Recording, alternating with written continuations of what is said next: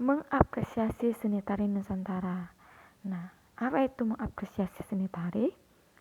Merupakan suatu aktivitas seseorang dalam usahanya untuk memahami maksud yang terkandung dalam suatu karya seni tari. Kemudian mengapresiasi keunikan gerakan tari. Yang pertama ada keunikan gerakan kaki. Gerakan kaki pada seni tari dari berbagai daerah sangat berbeda-beda.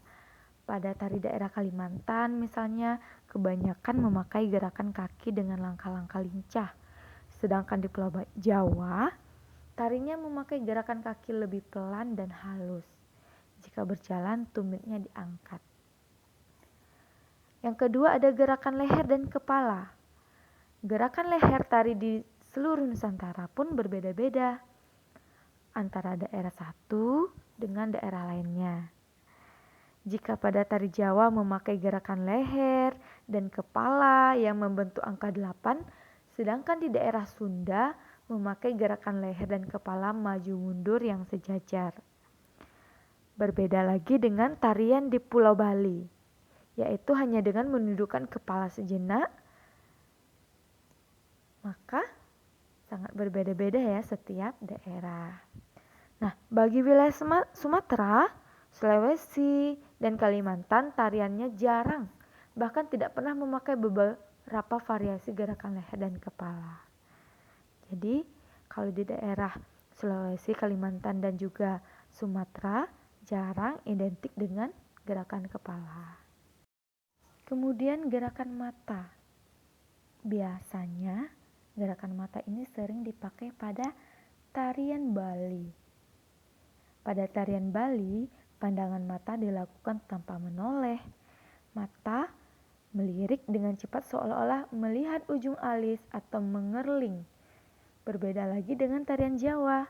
Aturan gerakan mata itu sudah ditentukan, di mana khusus tari putri jarak pandangan hanya 3 kali tinggi badan, sedangkan khusus bagi tari pria bisa 5 kali tinggi badan. Jadi setiap daerah itu ternyata ada yang sudah diatur gerakan matanya.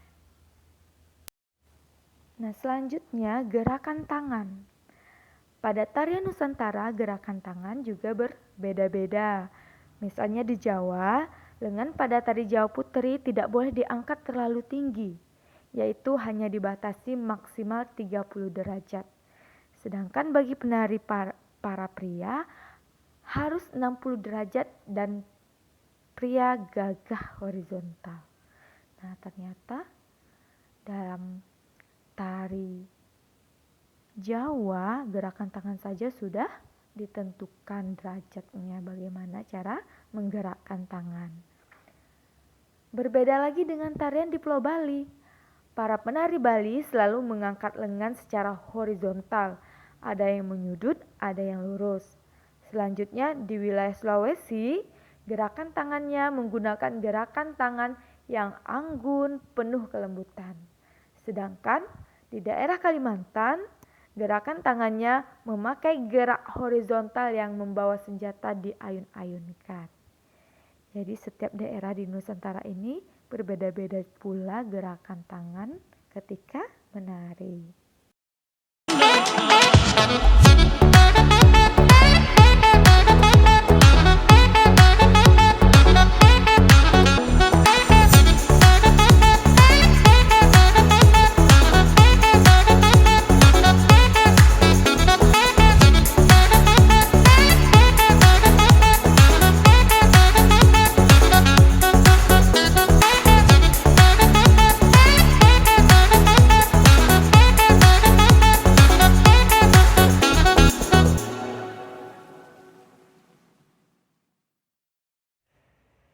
Nah, Ananda selanjutnya yaitu mengapresiasi penjiwaan dalam menari.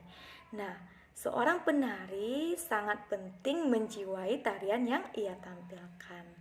Karena kan seni tari itu kan adalah suatu karya yang diwujudkan dalam bentuk gerakan gitu kan ya. Jadi gerakannya lah nanti yang akan menceritakan maksud dari tari tersebut. Jadi seorang penari harus mampu menjiwai tarian yang ia tampilkan.